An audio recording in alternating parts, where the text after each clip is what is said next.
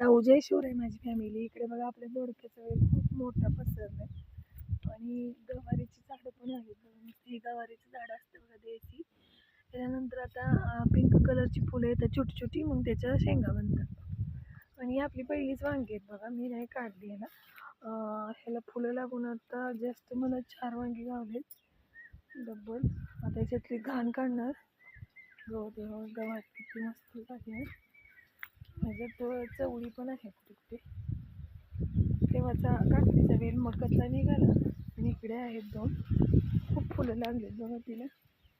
देशी काकडी नाही, फुलं लागतात त्याची काकडी बनते नंतर. देशी भेंडीचं झाड आहे आणि इकडे बघा, इकडे एक वेल आहे. खूप छान काकडी लागतात त्यामुळे इकडे लागली आहे आता सध्या. ही अशी कवळी पण खूप छान लागते, जरा मोठी होऊ दे म्हटलं. खूप फुलं लागली बघा काकडी. सासऱ्यांनी तेव्हा वेळ दिला काही हरभरा होता बघा, म्हणजे मी निघाली आता इकडचे 2 राहिले. आता काय करणार, पाऊस पडला की जरा रान मग होतं. वल्ल्यामध्ये हे गवत काढून घेते. याच्यामध्ये नंतर ना वांग्याची बीट असते, वांग्याची रोप उगवतील कुठेतरी आधीमध्ये. अजून बाजरी वगैरे टोचते असं करते. नाही तर दुसरं कोणतं तरी माळवं लागतात वांगी बघा. अजून फुलं आलेत. चला तर मग मस्त अशी गवारी वगैरे द्यायची बघितली तुम्ही. जे सिटीमध्ये असतात त्यांना माहीत नसतं ना कसं असतं गवारीचं वगैरे झाड वांग्याचं.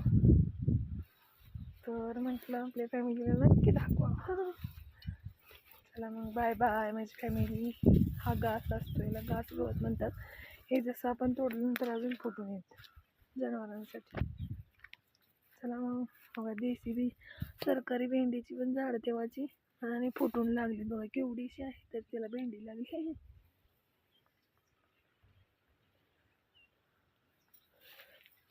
आणि स्वतः लावलेलं खायला वेगळाच आनंद. चला मग बाय बाय.